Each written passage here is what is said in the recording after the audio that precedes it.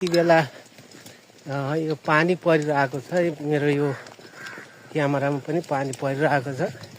यी गिद्धहरू चाहिँ म यहाँ आइसकेपछि मासु खानलाई चाहिँ पछि लाग्छन्। यी गिद्धहरू यस्तो पानी परिरहेको अवस्थामा पनि मजाले यहाँ लडी खाइरहेको अवस्था छ, हेर्न सक्नुहुन्छ।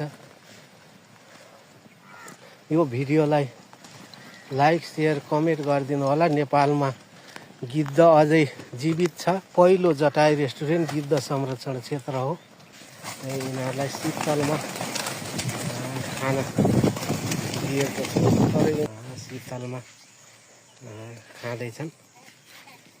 तर त्यहाँ शीतलमा चाहिँ अलिकति जङ्गल भएको कारणले गर्दा यिनीहरू डराइरहेछन्। त्यो चाहिँ खाना खान्छन्, भ्याउन लागिसकेछन्, तर डराइ खाइरहेछन्।